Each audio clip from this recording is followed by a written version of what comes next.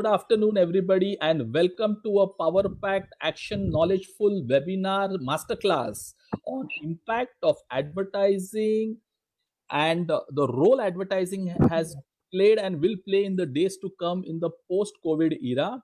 This is the first in the media masterclass series brought to you by Guru Nanak Khalsa College. And special thanks to Dr. Simran Chawla Madam for bringing this all together. My name is Dr. Samir Karkhanis and I represent the Yangpoo Executive Education Group. Yeah. And today we have a fantastic speaker, a thought leader, a veteran in the media industry, Mr. Yesudas, whom I will be introducing in a while. But before that, Dr. Simran Madam, will you please take over and give your opening remarks? So, friends, Dr. Simran is again a very sought after academician, very senior person in the academics industry and HOD at the Guru Nanak Khalsa College in Mumbai, and very friendly, and lot of people and the students really look up to her. So madam, you can say a few words and then I will come again. Dr. Samir, I don't know, I'm very short of words now for that very wonderful introduction that you have given. Before I begin on the topic, I would like to really give my special thanks to Dr. Samir for taking in my request and curating this entire session for us. Dr. Samir, thank you so much. The thanks that I owe to you will never be enough. And also saying that your hashtag, which says stay relevant, has actually, it's very intriguing, and it's very, how should I say, motivating and inspiring also, when I say that, yes, stay relevant means that you need to adapt yourself to changing situations, changing circumstances, and always be ready to meet challenges, whatever comes in your way. And keeping that as the premise of this webinar, I would like to introduce to all the registered participants of this webinar that we were never expecting this pandemic to hit us in India in this form. Of course, we were very relaxed until March, thinking that yes, it will not happen to us what happened to China or to Italy or countries like that. It will not happen to us. But today it is very much on our face. And as governments and other agencies, organizations rally up to fight this pandemic, we need to understand that how is it affecting the economy, how is it affecting our social setup, how is it affecting so many other things. And while it is affecting so many of these things, one of the major roles now that advertising will have to play even more importantly than it was in the past, and that is what we need to discuss, that how this situation can be a wonderful opportunity for our youngsters who wish to join this field in the future, who are preparing and learning to work in this field. So how this time, this pandemic is going to change the scenario, and how we need to be prepared and geared for it, because things are not going to remain the same. The advertising media plans will change, and they are changing. We will move even more, and our dependence on virtual media will become even more. And how social distancing is creating a new dependability on virtual media, how we are becoming more and more users of the social media, and how news, there is a lot of role that advertising will have to play in all these areas. So this is yes, it is going to be an opportunity, and how we need to be geared up for this opportunity is what we will have our veteran Mr. Yesudas talking to us. And I'm very glad that Mr. Yesudas has agreed, of course, on the request of Dr. Samir. So without wasting further time, let us hear it from the expert himself. So Dr. Samir, over to you. Yes. Let us just introduce Dr. Yesudas on the platform. Yeah. So thank you, Dr. Simran. Thank you very much for giving this overview of how things are unfolding now. And now we have the man for the day, Mr. Yesudas, who is a media veteran, more than 2 decades of experience and very illustrative career in the fields of media, advertising, and branding. somebody who started as a management trainee and in just a small span of 12 years became the CEO and managing director of one of India's leading media groups, and he's worked across companies like Lintas, the Grey Group, Dentsu. And the beauty with Yesudas is he's moved from the conventional, traditional media advertising to a very high-end premium world of digital AI, ML content, which everybody today talks about content. I must tell you, friends, Yesudas is the one. If you now read your brand equity and this kind of media and advertising magazines, he is the person in Economic Times brand equity where you see all the very thought-provoking columns and content in terms of the trends in media. His current organization, Y&A Transformation, again works with companies and agencies. So he has the exposure of both sides on how to really now transform strategies. Advertising is just a small part, friends, of what you see on the television or what you see on YouTube or Facebook. But there is a lot of thought, a lot of strategy, a lot of research which Yesudas and his team does in India. And then ultimately you see some kind of content which is coming up, which is very relevant. So, and also I must mention he is one of India's top cyclists, marathoners, and he's a sports freak. He's kept with the times and truly represents the thought of staying relevant in changing times. So Yesudas, all over to you. Also, let me tell you, this audience is a combination of students from undergraduate, graduate, and postgraduate from Khalsa College, and they have invited people from across the country. We have a lot of faculty members and decision makers who are a part of this program today. So, Mr. Yesudas, over to you. The format will be you can have your opening 10, 15 minutes, 20 minutes of talks, and then we can take questions. Some questions we have with us from Yangpoo Executive Education. Also, we will allow our participants and registered members also to come live and ask you questions. Yeah, so over to you, Yesudas. You'll have to unmute yourself, Yesudas. Thank you very much, Samir. I really appreciate that. And thank you, Simran. Thank you for having me. Good afternoon, friends. And as I understand from Samir that I'll actually keep my video off to just save the bandwidth. I understand that it's a mix of faculties and students. So what I'll actually try and do, like Samir said, is to give a little bit of perspective to begin the conversation. Then rather than me kind of preaching or saying something, I think it'll be more productive that we open it up to a conversation, Samir, Sure. and take Q&As from the audience so that it can be a kind of a two-way interaction. So I won't take 20 minutes or whatever. Probably I'll just give a little bit of a perspective. Samira's, very generously as in terms of staying relevant and so on and so forth. So I currently just, those who are interested in knowing, I run a business transformation company now. So when we look at business transformation, the difference that normally we see is that people talk about transformation and there is this whole tendency of putting things upside down. So just to give an example, we were talking to an insurance client of ours actually, a couple of months back, and there's this whole conversation that took place about transformation, and the guy actually said, the client actually said, "Oh, we fully transformed. There's nothing that you can actually tell us about transformation. We are fully transformed." So our simple question to the client was that, how much of your business come today directly to you, not through the agents and directly consumer dealing with you? So he said about 3% of our business. So we said, where are we really transformed it? So most people actually go in the disbelief that when you automate your processes internally, you transform digitally. But that's not digital transformation. So there is a big difference between process automation and digital transformation. So what the client was talking about is automating the processes. Nothing really happens on a piece of paper for them. Everything happens on a computer screen, which is about process automation. But what we were talking about, digital transformation. So then the client actually asked us, can you describe transformation for us? So in a simplistic way, we said transformation is about cutting the layers between you and your customers.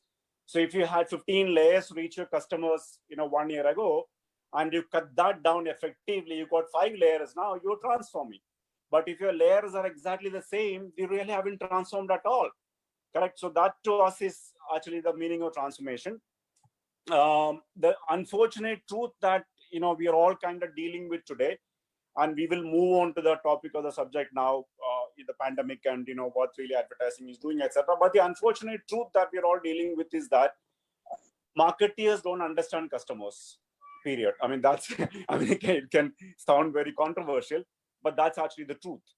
And we will talk about this, in a bit detail as we really go along. But just to kind of give you a perspective of what we're dealing with today, and all of us, of course, know this as well, Ajay, right? We're seeing it and we're experiencing it. It's all around us. The way we are consuming content and we are consuming media and M&E, media and entertainment, have significantly been altered. All of us are living our lives online today. As a result, what we are seeing is certain segments of TV, etc., have seen a huge surge, while the movie theaters, theme park, sporting events, or any other events that we used to consume out of home have taken a complete beating. We've also seen news about layoffs. People are being asked to go, salaries being cut in the M&E sector, largely resulting in from the revenue loss. So obviously, people don't have money; the revenues are not coming in. So the next port of call for people is to cut the cost. So letting people go, cutting salaries, etc. That brings us to broadly, there are about there are many ancillary avenues, but broadly there are 4 different segments in which the M&E sector makes money. One is subscription, which I'm sure all of you really know what subscription is. Second is sponsorship. Third is advertising, and fourth is a ticket sales, the gate collection. So these are the four broad segments in which money is being made, and all of them have taken a beating in the last 2-3 months. There also have been predictions about, like Simran ma'am spoke about, virtual and digital, and everything is going to move to digital, etc. There have been predictions that by 2023, India will have 1 billion internet users, which will eventually may still happen.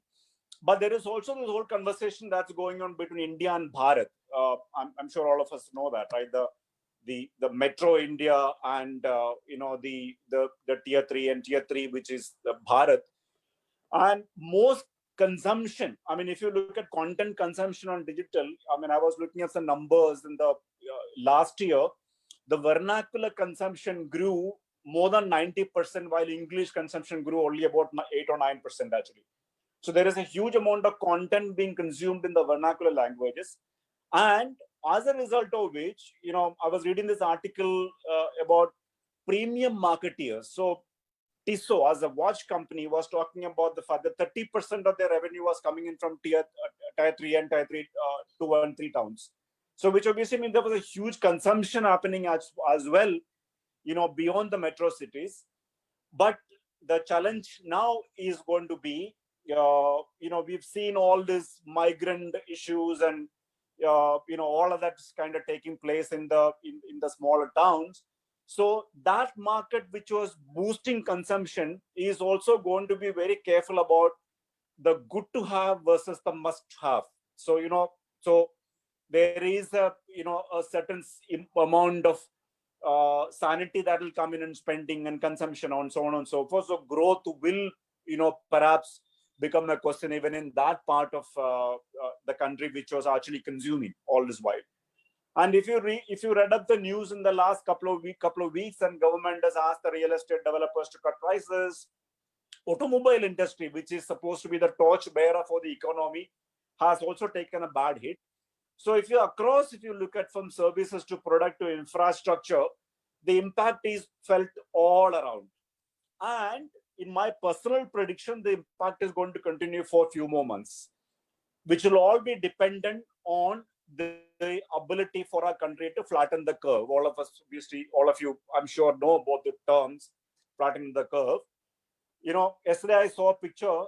I don't know whether it's a correct picture or not, but I saw a picture of marine Drive in Mumbai, where thousands of people were on Marine Drive and taking walk, and there are social distancing norms being maintained, etc. So what's actually happening is that we're all kind of birds, locked up in the cage all this while, and the next opportunity we are kind of getting out on the street, and the infection rate is spiking. We're all kind of seeing that as well. So one of the things which will be critical, I think, for all of us, which is something that that I definitely want to say. While I also want to, we spoke about the growth and issues, etc. While I also want to actually, I'm an eternal optimist. So I also want to say that, when I look at the numbers and our financial stability and our robust, banking ecosystem, and also the government's, efforts to kind of contain even the fiscal deficit. In spite of all this, they are still trying to contain the fiscal deficit. With all that, I have no doubt that India will emerge and go back on the growth trajectory. It'll bounce back. It'll be a matter of time, but it'll bounce back. But unfortunately, what will not be right for us, like this marine picture that I was talking, what will not be right for us is to, just suddenly get back to where it all ended. That will be a sad thing for all of us and even for the country. We've gone through a unprecedented event, which our children are going to be reading in the history textbook in time to come. But if we don't take learnings from these and change some of the things, when I say transformation, as a transformation consultant, I said transformation begins with you. So if you go to a client and the client CEO, so when we talk to a client, we say, okay, customer centricity. Most brands are now saying we need to be customer centric. Unfortunately, what they do is set up a customer centricity department, which becomes another silo. So we tell the clients that if the CEO of the company and the person who opens a door for people who walk into the office are both not customer centric, the company cannot be a customer centric organization. So the culture in the companies need to change, which obviously means that it needs to be owned by people. Unless people own, the culture will not change at all. So our culture can only be changed when we own it. So we say transformation actually begins with you. And at this point, I'm reminded of a beautiful quote by a gentleman called Edward Everett Hale. Edward Everett Hale is an American historian and an author who lived between 1822 and 1909, if I'm not mistaken. He actually says something beautiful. I mean, I keep quoting that in my social media, like Samir is saying. If you look at my LinkedIn, I have some quotes on that. I have some, philosophy on this as well. So he said, I'm the only one, but I'm still the one.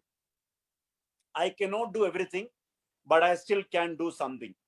And because I cannot do everything, I will not refuse to do something that I can do. Beautiful indeed, isn't it? So transformation begins with each of us. Let's not get back to where it all ended. Let's pick up certain new learnings, and we will talk about how some of the new things can actually emerge in advertising as we really go along.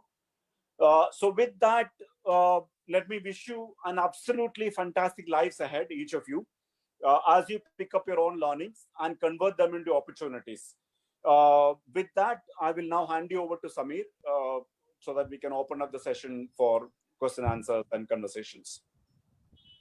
Sure. So thank you, Yesudas, to give a really overall, very macro perspective of how things are going to unfold and where we stand today.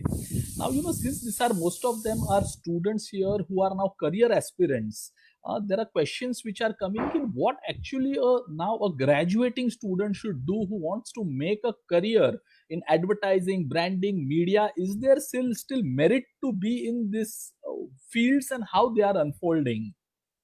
You can switch on the camera now, Yasuda, so that it is getting recorded for academic purpose also. And you are with, yeah. Quite an interesting question, actually. Yeah, what do youngsters do now? Yeah, quite an interesting question. So I can only tell the youngsters that advertising is not going to die ever. Okay. So all of you can aspire to be a career in advertising. As long as products are in the world, as long as people need to market, advertising is not going to end ever. But advertising may take a different shape. So if you really ask me what are the career opportunities that will actually emerge, I would say there are three. Samir spoke a lot about content. So I would say that content is a very, very, very big opportunity that's emerging.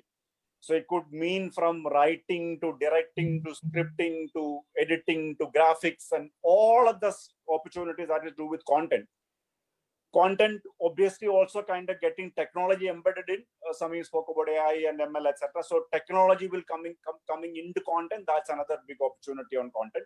The second opportunity is technology. Tech is really emerging. So we are talking about micro personalization of advertising, for example, customer connect. So if Samir and I am watching, a YouTube video, what he could be seeing would be very different from what I could be seeing at the same time, exactly the same time, because his likes and dislikes are different. So it's actually about personalization. So technology will come into effect on that. We are obviously talking about, we're also hearing about blockchains being built. So there is this whole transparency that is part of advertising, particularly on digital. So some of you all, how digital works also would have heard about the fact that, there are bots clicking and customers are paying for that. Click farms are, emerging, and people are actually not paying for humans, and people are paying for bots to, buy that media, etc. So the transparency is coming as an issue. So technology will come in, like, for example, somebody's talking about building a blockchain technology to kind of, weed away all the transparency issues and so on and so forth. So content is the first one. Technology is the next one. And the third important, aspect that will emerge from a job and career opportunity will be data, which is the third one. So data, particularly the first party data. And we will talk about that a little later. And in fact, like Samir was saying, I've written an article in Economic and Brand Equity about that. So I'll tell you what I really mean by data as we really go along. So in terms of career opportunity, broadly, I think I would sum that the three that if you can focus on, which is content, all to do with content, which, writing to creation to directing to editing to graphics to all that is a great opportunity, because content is going to kind of, thrive now as we really go along, particularly if you're talking about 1 billion consumers on digital, etc. All of the billion consumers are going to consume something on digital. So the content is going to be, like they say, the king. And then technology, and third will be data. So just to take you one step back, content, technology, data, that we understood now what you are trying to say. But usually the students who are now in this particular session are also, the BMS, BMM, BCom, and early graduates. So they usually are less on the technology part and more on, the client servicing, advertising, because their understanding of the media world is on that. So if you can throw some light now, what are the various aspects in this world of media entertainment, and with COVID impacts, what happens to those roles and what opportunities emerge there, So for normally a person, it is usually, filmmaking or client servicing. So, that also is a huge audience where they will be looking for employment and careers and courses to be done in that area. I get that actually. Yeah. But, yeah. While, in my personal opinion, and I can be challenged on this actually, Samir. My personal opinion is that the agents are kind of moving away from everything, right? So for a distribution agent, or if you talk about all the agents, like an insurance agent, you're buying insurance online directly, etc. So agents per se will have lesser importance as a role that you will end up paying, correct? Okay, because technology will take over.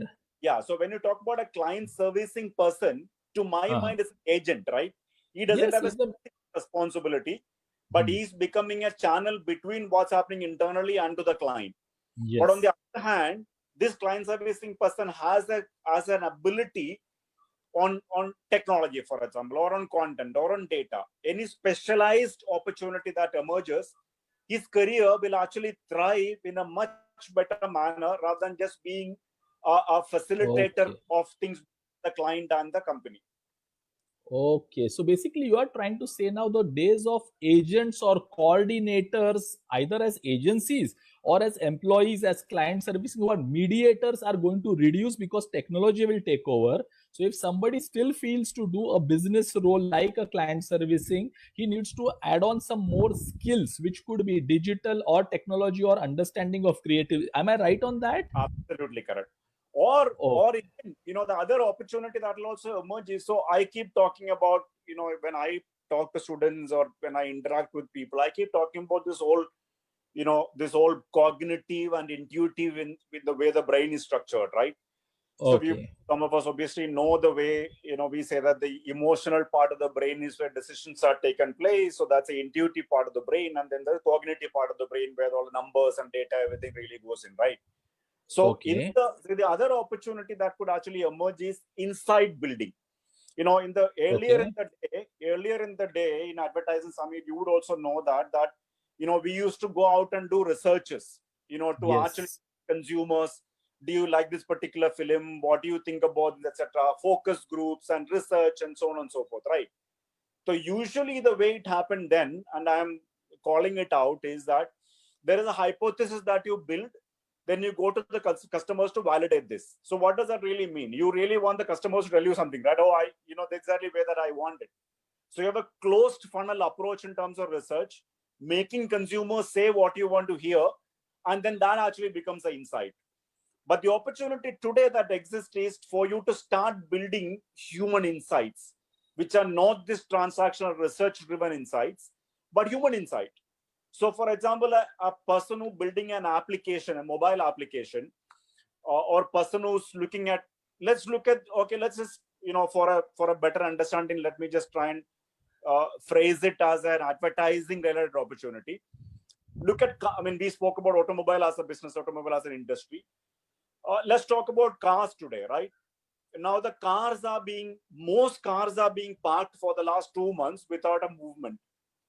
Correct. And Yes. all those cars, when they get out on the street now, needs a servicing, needs some kind of an engine checkup or body checkup or tire checkup or whatever, right?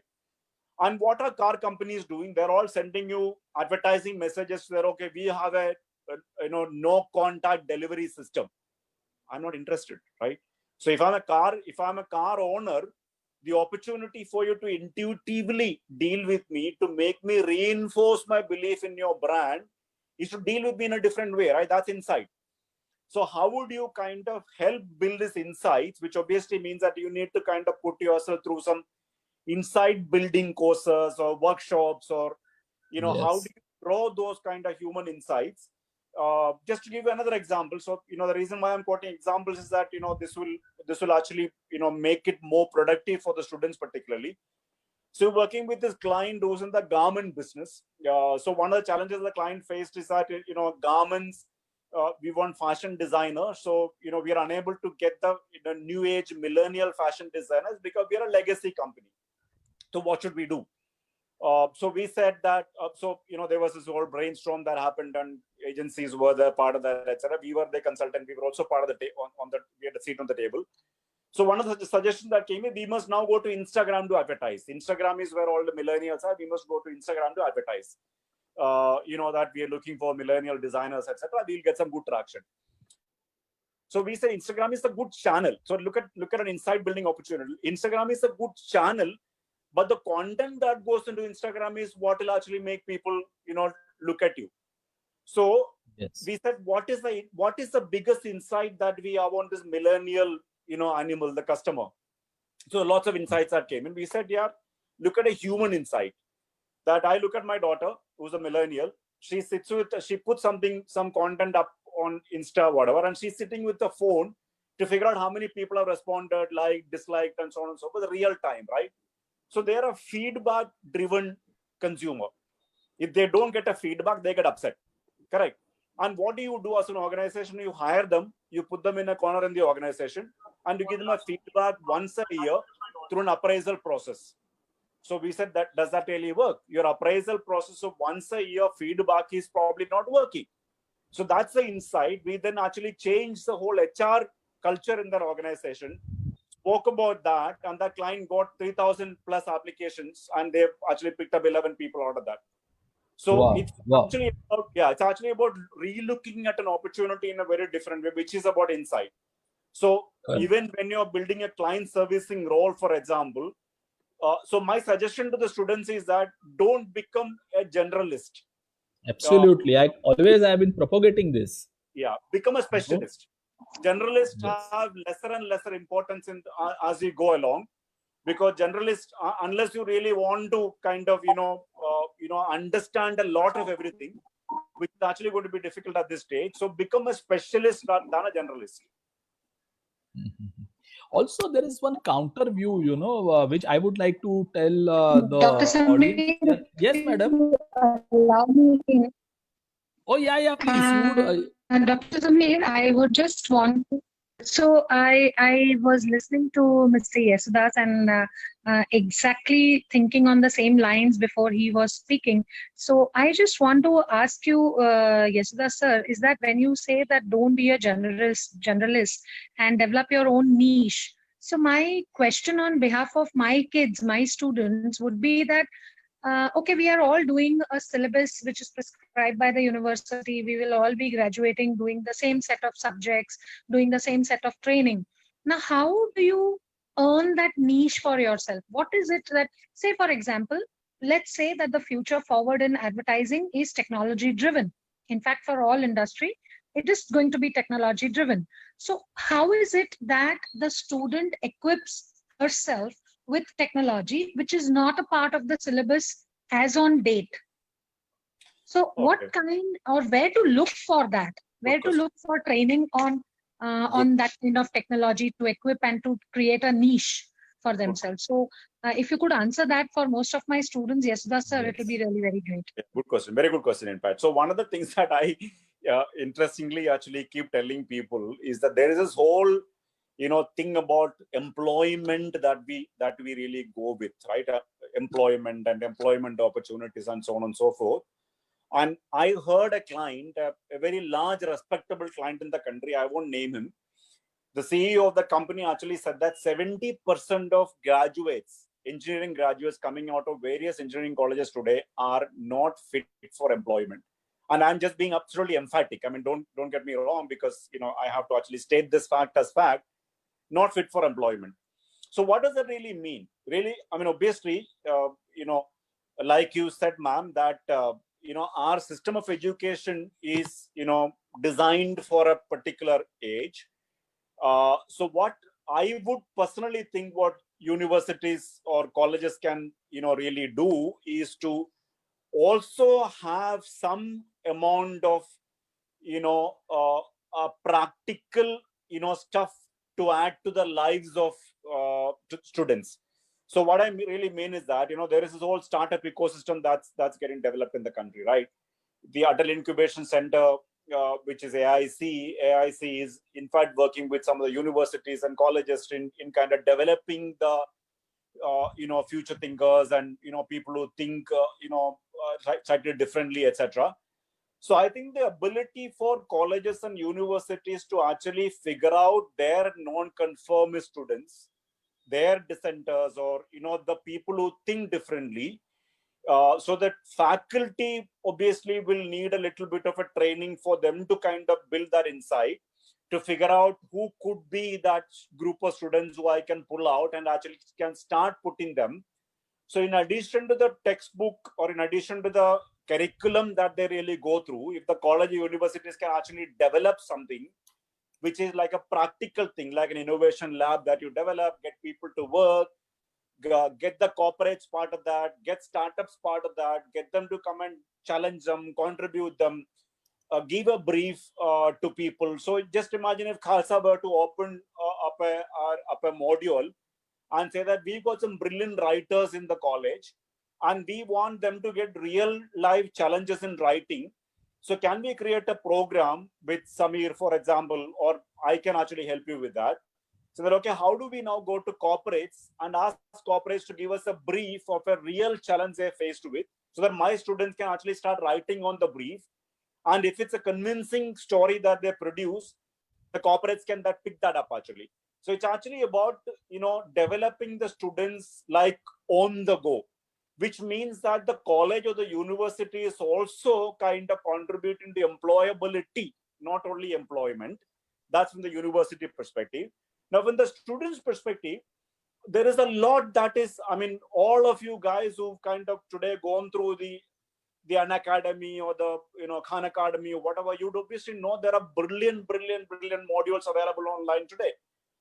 Whether you want to become a web designer, whether you want to become a graphic designer, whether you want to kind of get together with other students and challenge yourself, etc. There are so much of opportunity that's available online, and some of them are actually free of cost, and some of them are obviously paid versions, and so on and so forth. So on both sides, I think if you're able to, so the students cannot sit and say, oh, my university now must make me employable, so I'm just going to keep quiet and listen. And if they don't make me employable, obviously, I don't really care. Similarly, at the same time, the students can actually come forward and say, this is the interest that I have.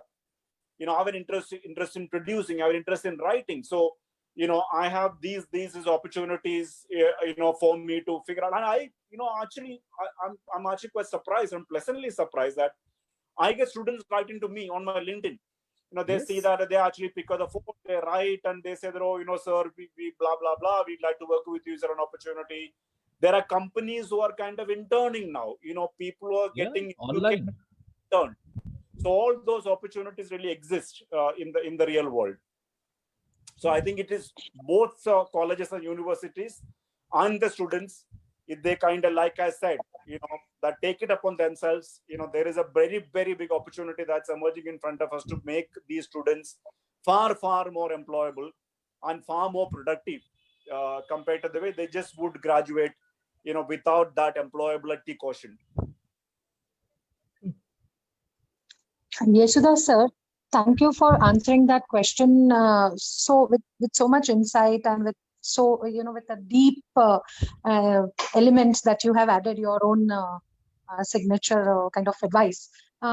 Just to add to what you said is that we have at Khalsa College and the Department of BMM and BMS, we have already developed certain courses which we do at the end of every semester, which a student needs to enroll, and we call it Instagram sessions. So it is a 30-hour training, and every semester we have a new topic where students learn some new skills which will be required of them when they step out of college. So we at Khalsa College necessarily believe, at least at the Department of BMS and BMM that I can talk about, we believe that we will not dig the well when we are thirsty.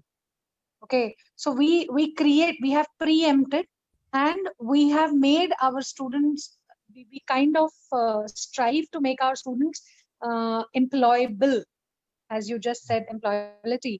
And I would also like to mention here, of course, this is not a scripted session, so as and when whatever I remember, I'm just saying, we are the only college in Mumbai where Text 100, it's a PR agency, and they hire students only and only from Khalsa College, just because they found the employability skills of our students due to all these trainings.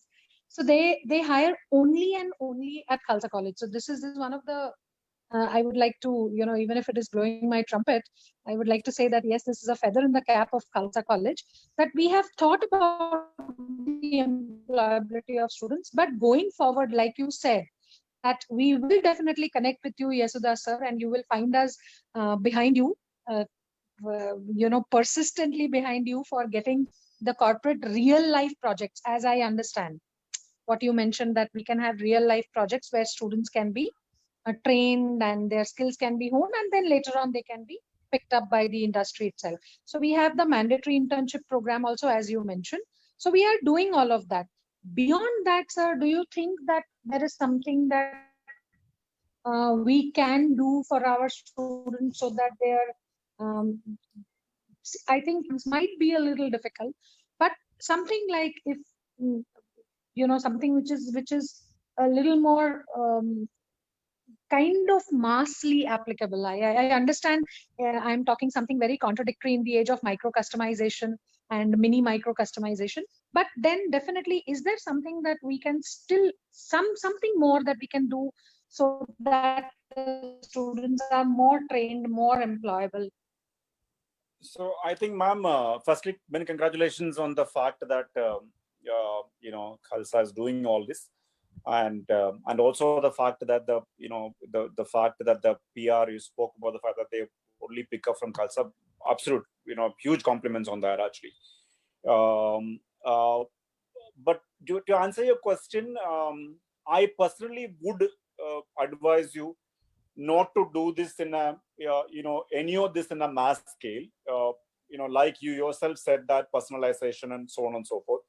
So I would actually advise you to create clusters of students. So if you put 100 students in a class and talk to them about writing, for example, there'll be only 4 of them who would have a aptitude to writing or an ability to write, and the other 96 of them are obviously going to be bored with that, but Yes. their interest lies somewhere else. So I think the ability for you to understand your students, from building, from looking at what is the future course for them, or figuring out some way in which you can actually judge their aptitude, and creating clusters out of that, and those clusters then really working with real life problems and what have you, would actually be far more beneficial to you as a college and for the students. So that would be my submission. And if there is any way in which I can work with you to kind of help you cluster that, and help look at the students, and look at their aptitude and create the clusters, and which corporates can we go to, etc., I would be more than happy to kind of work with you on this. Great. Great. In fact, also just to add Sir, here, thank you so much. There are a few students there are a few participants who have written some questions in the chat. So yes, if we yes. can take those questions also. Yeah. Why not? Yeah, so I'm going to go through that questions now. Yeah. So Yashudas, most of the questions which are coming are, what is the future of digital? What courses should they take post graduation? Or what is the future of advertising and what course? So a lot of questions are coming on, what courses they should do. So any idea on or suggestion, like just to add my 2 cents on that, my personal view is ki first you understand the entire spectrum. Students, you have to understand the entire spectrum of media, advertising, branding, event management, digital marketing, sports management, content, data, celebrity endorsement. Understand this as a overall, see where your interest lies. So what will happen is you will do one thing, then tomorrow you'll do another thing, and you'll get confused. The idea is go for an integrated post-graduation program from wherever place you like, whether it is online, it is physical classroom program, but go through the entire journey for a period of 1 year. This could be done by taking courses, or this could be done by doing small internships. You have to write to companies that you want to intern, and maybe you want to intern free. But write to companies, go through these 8-10 aspects of media and entertainment. You will understand what your calling is, because today you will feel creativity and advertising is very glamorous, but that may not be the case. So many a times you need counseling.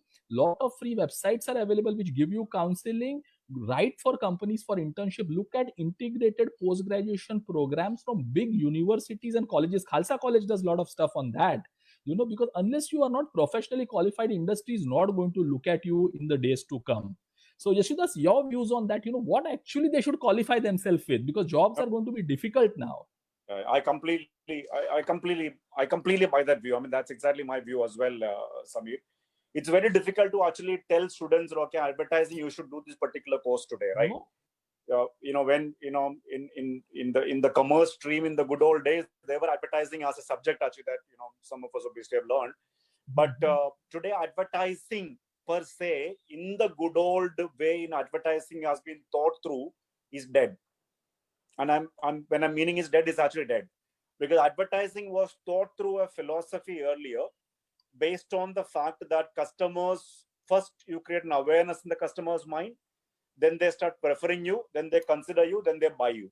Correct? So that's the linear way a customer journey progressed. But the linear process is completely gone out of the window. There is nothing, right? You look at yourselves as consumers. You see something on a Facebook or an Insta, and if you like it, you actually click and you buy it, or you probably interact with it or whatever, right? So your ability to click and buy or click and interact has kind of taken the whole essence out of that whole linear prescribed journey in a very, very different way. So there's no linear journey that exists today, right? So it's actually about the ability for you to excite consumers with something that you really have. And consumers are very, very smart today, right? I mean, you can't be, you yourself know it as consumers, when you sit in front of a screen and you see, that is somebody, oh, this guy is trying to con me, right? So I don't want to obviously look at that.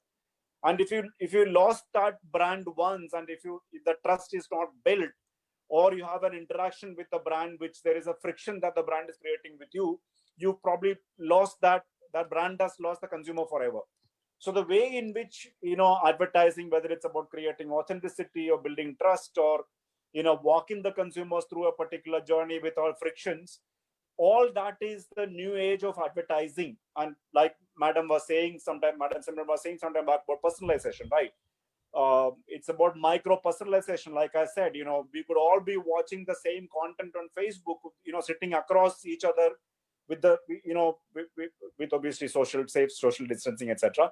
And seeing different contents exactly on the same page of Facebook, actually. So therefore, like Dr. Samir said, it's important for each of you to figure out your area of interest. Once you figure out the area of interest, there are, if I tell you, there are about 20,000 courses in advertising, actually. It's difficult for me to kind of list down all of them today. We can help on that, to guide them what are the courses across the country. Once you figure out your interest area, Dr. Samir anyway runs that, consulting company, actually, and I can of course join him and help, etc. in this, by all means. We can then guide you to pick up, okay, what is it that would suit you, and therefore where is it available. Yes, that's the idea. Many times people learn very well online, so they may be guided towards online programs. Simran Madam, can I take some questions live so that I can request the participants to raise their hands and then they can ask us live?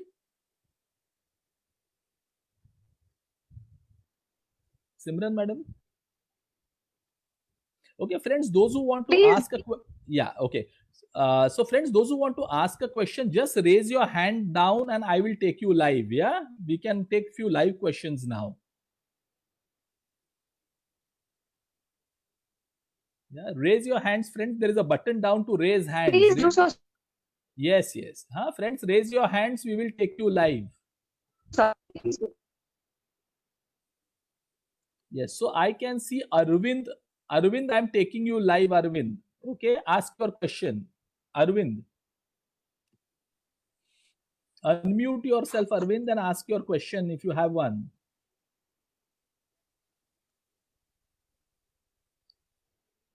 Arvind. I don't think he's able to answer. I will go to the next one. Monu Lal Rajak. Monu, ask your question. Okay, Venu is there. Venu? Friends, when you want to ask a question, you have to unmute yourself. See, there is a button there down on the left-hand side to unmute. Do that.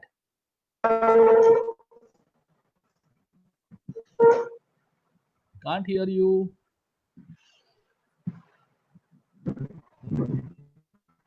Hello.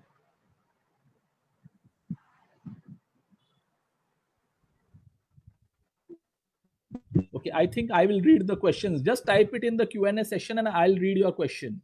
Yeah.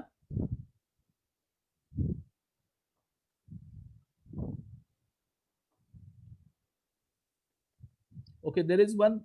Vedant. Vedant, ask your question. Vedant.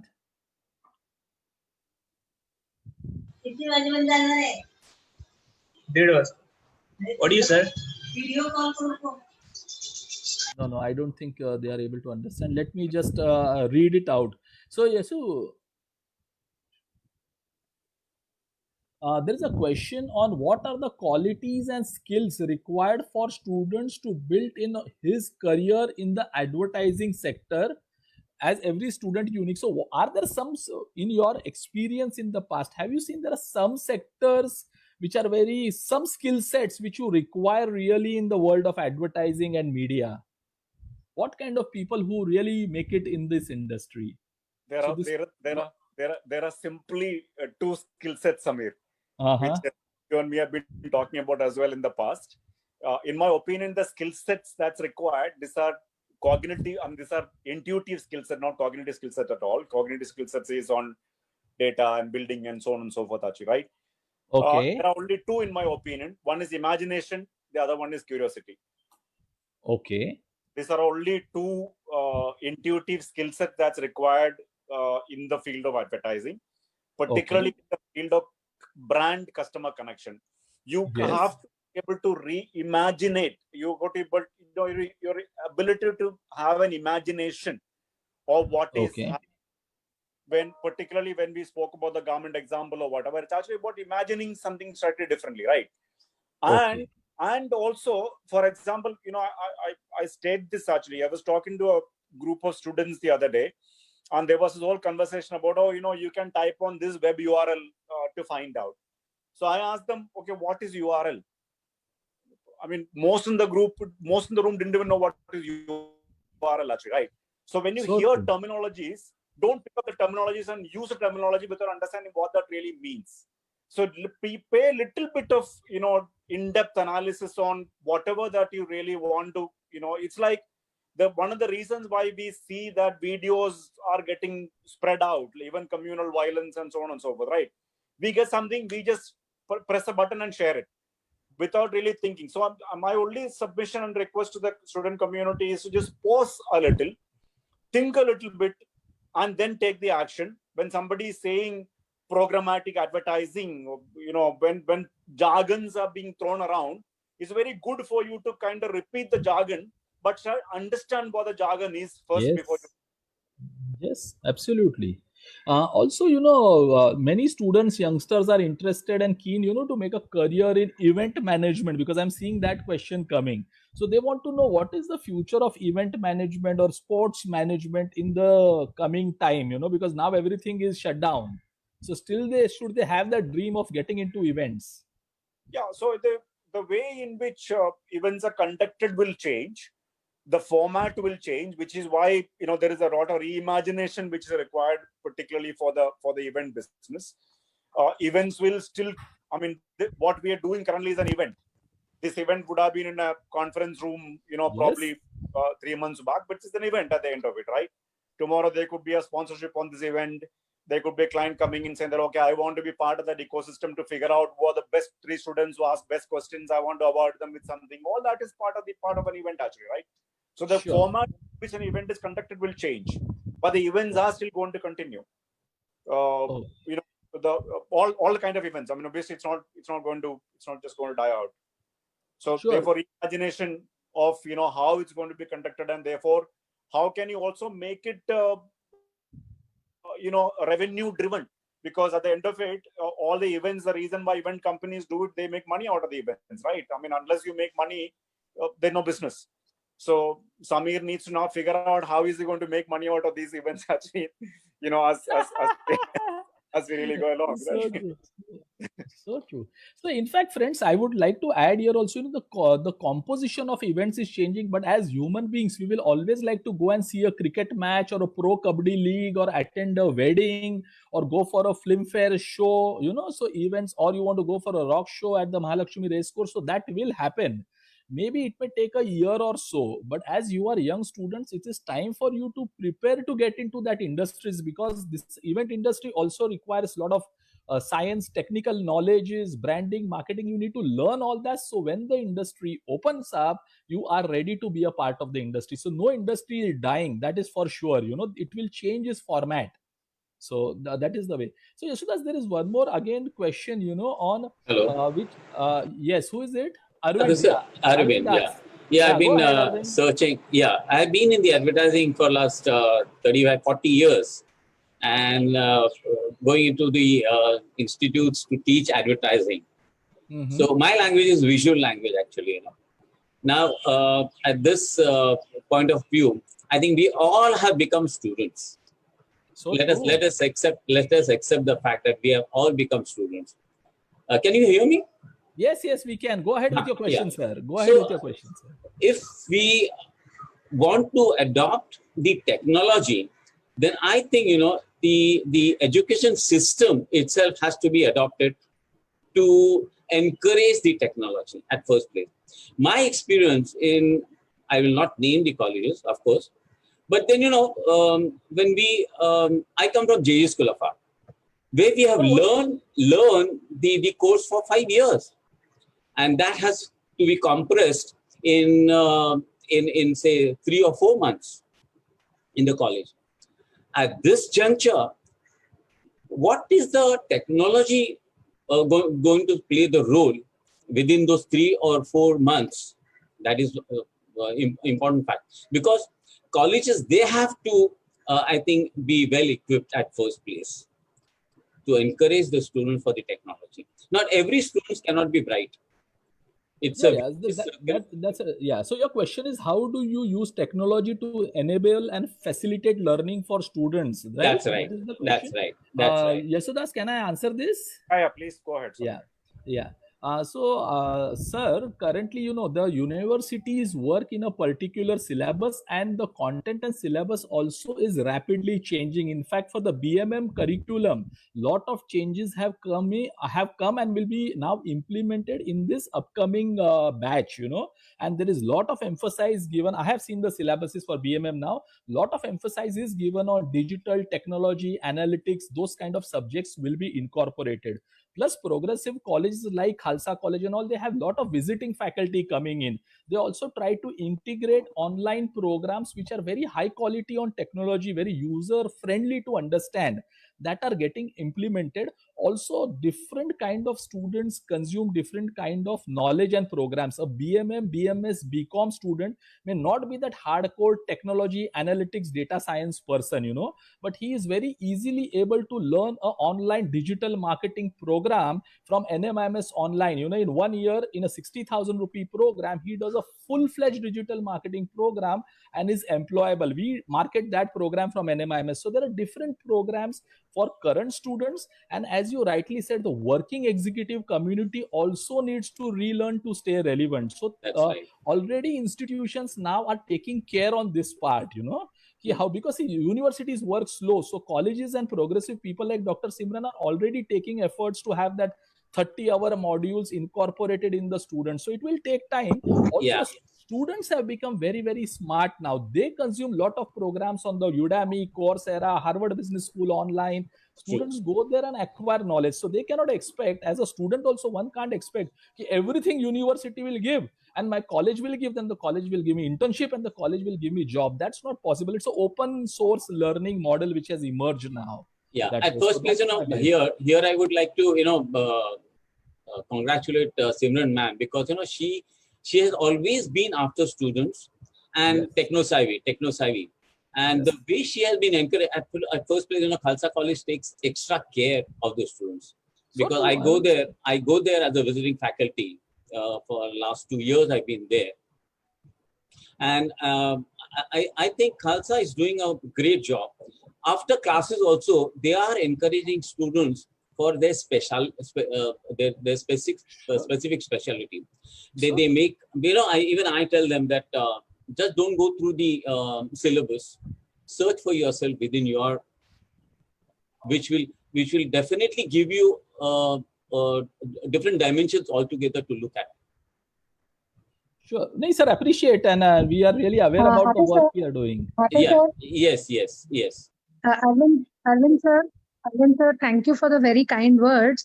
Well, what Arvind sir just expressed about technology, prior to the pandemic, colleges were, of course, procrastinating because it is a huge cost. But right now, in this current situation, and UGC is also going to bring about reforms in the way the syllabus has to be delivered and the teaching learning that will have to be delivered, maintaining the social distancing. So we will have to be teaching on virtual platforms, and that is going to be inevitable.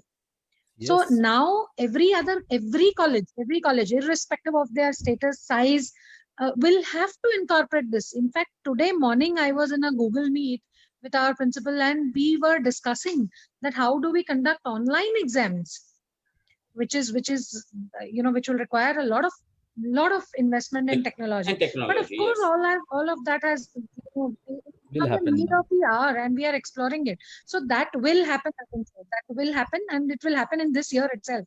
I'm glad that we will have no other choice than to deliver it that way. Yes, so true. I'll take the next question from the students. Yeah. So, Yesudas, I'm compressing a few questions together. So there are questions that I'm a photographer, videographer, or I want to do an event. So the question basically is, what is the future for, entrepreneurship in the media and advertising business, irrespective of what you're doing. You could be an event manager, you could be a DJ, you could be a cinematographer. So how does because a lot of youngsters are with the craze of startups and entrepreneurship. So some views on that, Yesudas? See, my good question. My personal view on this is that, much like a beautiful quote that I was reading, that there's an entrepreneur sitting in all of us, correct? It's only some people get the opportunity to unleash that, thing, and others don't get it. And people who don't get it, probably don't even know that they had it in them, correct? So there isn't the best time in India to be an entrepreneur. Yes. But being an entrepreneur, again, I want to add a qualifier to that. Being an entrepreneur, again, like the URL and programmatic thing that I was talking about, being an entrepreneur because of a herd mentality, because everybody is doing it, so therefore I must do it, you're going to fail. You're actually going to eventually fail. You will do, so if you look at startups, in India, if you look at a track record of startups that is succeeded, there are only two reasons why somebody succeeded. Either it's an incredibly rich human insight based on which you built a business, or you had a personal experience. I took my mother to the hospital. I saw my mother suffering like this, so I wanted to build a health system, so that mothers shouldn't suffer. Or I wanted, look at the Zomato, Swiggy, the world, etc. They're all based on an incredibly rich human insight. So if you have an insight and on which you can actually build a business. So if you want to become a cinematographer or a photojournalist or whatever, your ability to kind of look at photojournalism in a different way, and you see there is a purpose to photojournalism in the way that you can contribute to it, and based on which you actually start wanting to build the career, there's a huge world out there which is going to welcome you. There is this very interesting story that I want to take a minute to kind of narrate. Sure, please go ahead. There is this, some of you would obviously know during the time the aeroplane was discovered, and you all know Wright brothers. All of you know Wright brothers, right? The Orville and Wilbur Wright brothers. And at the same time, when this whole conversation happened about man-powered flight, America was the first country that actually came out and said that, we must also build the plane, and we should be the first country to do it, etc. And they got this guy called Samuel Pierpont Langley. So there's a Langley Airport in America, for those who know. So that's actually named behind this particular gentleman. He was a technocrat, and they kind of got him on board, and they gave him a huge amount of money.